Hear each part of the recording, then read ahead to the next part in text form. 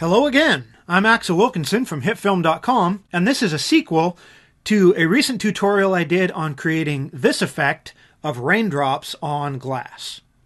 We covered all of the basic concepts involved in creating the drops and giving them the appearance of rain in that first video.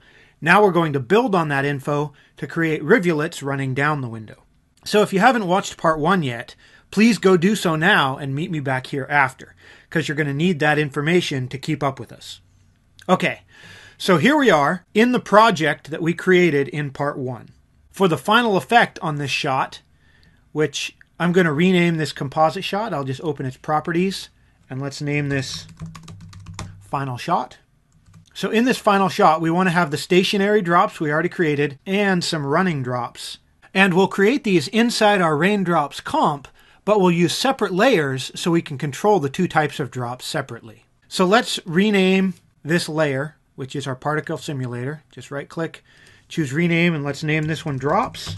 And then duplicate that, and let's rename the duplicate rivulets. Now let's just turn the drops layer off so we can focus on our rivulets. So what we want to do now is pull these drops downward and have them leave a trail as they move. To do this, we're going to use mobile emitters rather than particles. So let's open the controls panel. Here's our particle system, and instead of that, we're going to use a mobile emitter. And that way, each of the drops can emit particles to create a trail. So let's add a mobile emitter by clicking on this icon with the plus sign, and then navigate down to its particle system. Now you can see already the red dots here are the mobile emitters, and each one is emitting a trail of white particles. Since our original particle system is already set up to look like raindrops, let's just copy and paste that into our mobile emitter. So select the mobile emitter's particle system and just delete that by hitting delete. And then the particle system in our main emitter, we're going to cut and then paste into the mobile emitter particle systems.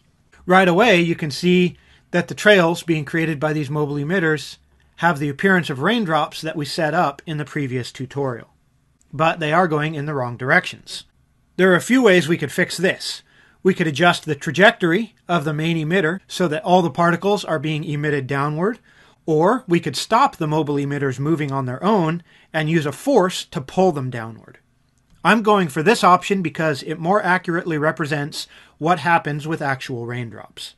Now with mobile emitters, we have two sets of controls.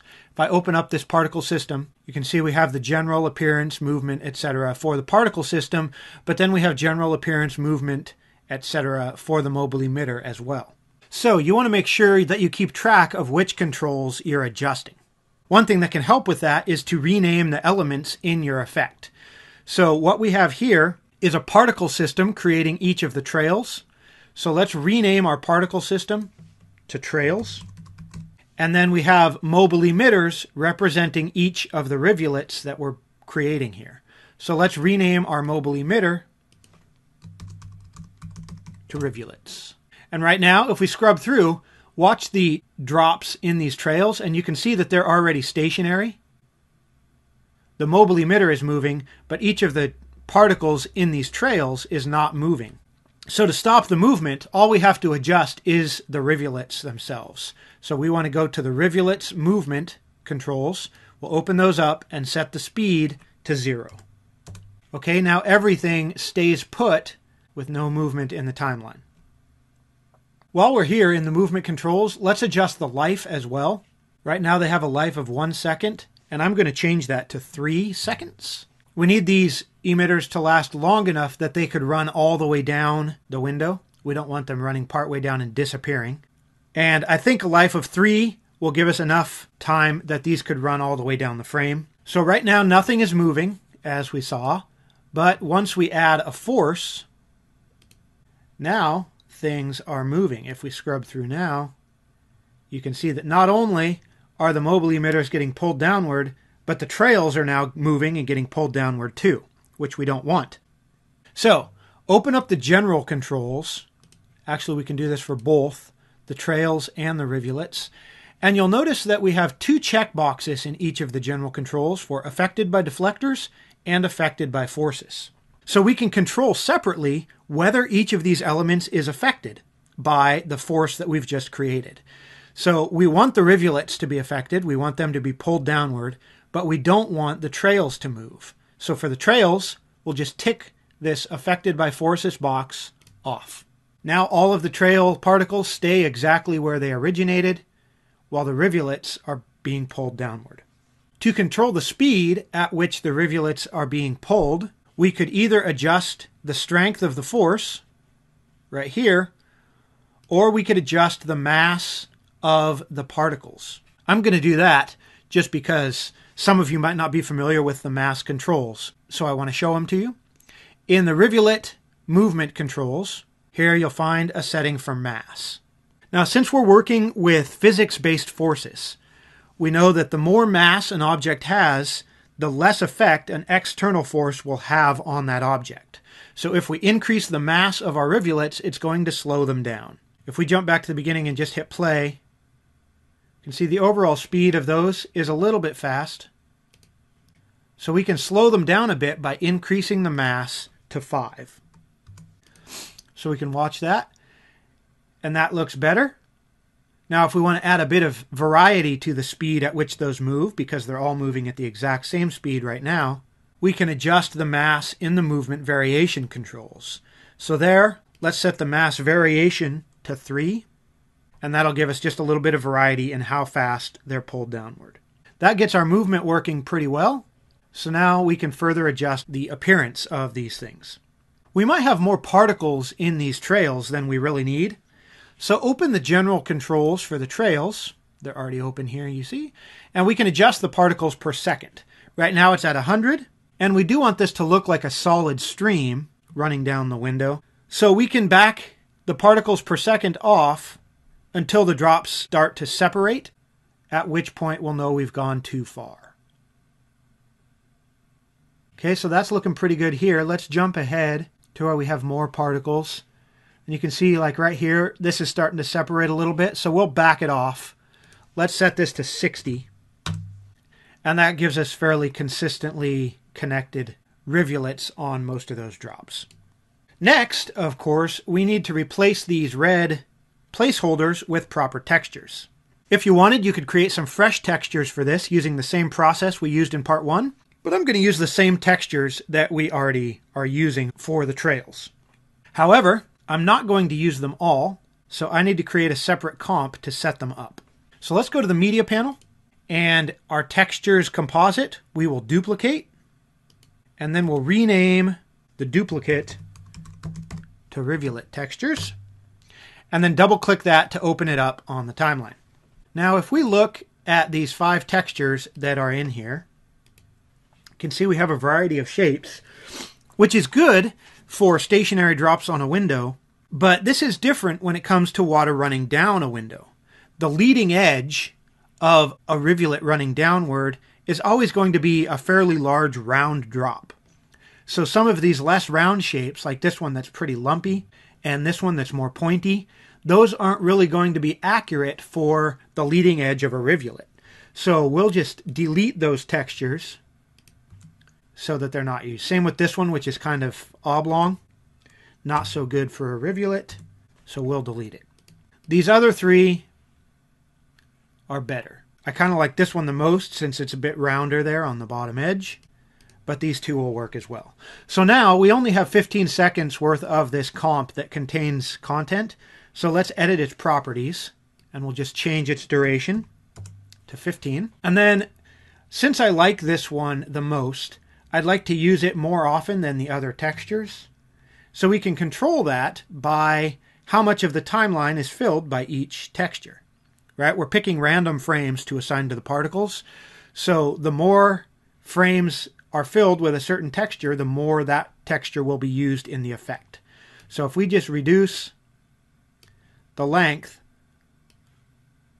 of our other 2 textures, then we have a few frames of that texture, lots of frames of that texture, and a few frames of that texture, so that this rounded shape will be used more often.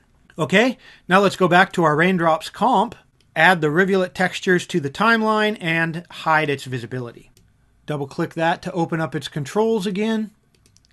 And now, in the rivulet's appearance, set the texture source to layer, choose our rivulet textures layer, and set the frame to random. Clearly, now we have textures that are swollen and red and need some attention. So let's change their color to white and adjust the movement scale to 30. The scale of our trails themselves is 20%. So I'm setting these to 30 just to keep that leading particle a little bit larger than the trail. If you want a bit more variety in their size, we can set the movement variation scale to 5% or so. At this point, you probably notice that we've got this thing where the particles start out tiny and fairly quickly get up to full size. It's more obvious here, where you can see these small particles at the start, and then they get bigger a little while into their life. And that's not really working for the rivulets. These should be full size to begin with, and perhaps get a bit smaller toward the end of their life. So with our trails selected, because it's these trail particles that we want to modify, with the trails selected, hit the lifetime panel and scroll down to the scale property. Now here you can see these two keyframes creating that initial increase in size that we don't want. So let's just select that first keyframe and delete it. Now the particles start full size and stay full size throughout their lifetime. To make them get a bit smaller over the course of their life, select this last keyframe and adjust the scale there. I'm going to set this to 50. And now over their 30-second lifetime, in the controls you can see their life is set to 30 seconds. So over 30 seconds they'll start out full size and then gradually reduce to half of their original size. Let's play through that and see how it looks. Looking pretty good. Our rivulets are all quite straight and orderly though. Straight is good. We want them running consistently straight down because of gravity, but a little bit more micro wobble from side to side would be good. As rain runs down, it's going to occasionally hit other drops that tweak its course or might be influenced by other things stuck to the glass or imperfections in the surface. Remember Dr. Malcolm's explanation of chaos theory in Jurassic Park with the drops of water on Dr. Sattler's hand? Well, if you don't, it's a good excuse to go watch that film again. Not that you need an excuse, but anyway, the point is that there's going to be things that influence the course that this drop takes, even though it's being pulled straight downward by gravity. There should be a little bit of variety on a micro scale. So we're going to create this by editing our mobile emitter. Here's our rivulet mobile emitter. We're going to change the shape from point to sphere. Now you could use circle, that would work also, but I'm going to use a sphere because I like the added depth that it gives the effect. And when I select the sphere option here, notice how all of these particles are pushed to varying degrees away from the center of this line. Okay, now this is obviously extreme and is too much. We lose the sense of a rivulet when they're spread out that far. But by adjusting the radius of the sphere, we can tighten that up and still get a little bit of variation side to side. So let's change the radius to 5. So it's pretty small. And now we get something similar to the rivulets we had before, but with a little bit of variety side to side. In fact, if I switch to the history and just jump to before we changed the emitter shape, there's the original shape we had, and there's with a bit of radius added. So that pretty well sets up the effect. You might want more of these rivulets to make it look like it's raining harder. If you open the rivulet general property, let me close these up, you can see we only have 2 particles per second being created. And so you might want more than that. I'm going to increase that to 5. But the exact number you use will likely vary based on your scene, what you need, and the type of weather you're trying to replicate. So now you can see we have all of these rivulets hitting the window. If we switch back to our final shot, you can see that there they are, already applied to the shot. We don't even have to reset up the displacement because we created that effect in the same comp as our original stationary raindrops. In fact, let's jump back over and turn our drops back on so that we have both of our effects there. And now when we switch back to the final shot, we can watch through it. At this point, we're going to want to check the life of the rivulets. Remember, we originally set that to 3 seconds as an estimate. So we just want to watch and make sure that none of these particles are disappearing before they reach the bottom of the frame. If they are, then we need to extend the life. But it seems like 3 seconds is working pretty well. Well, there you go. Nice work, guys. Thanks for sticking with me through this two-parter, and I hope you learned something useful. As usual, we'll have a steady stream of new tutorials coming at you, so stay tuned to our channel for more.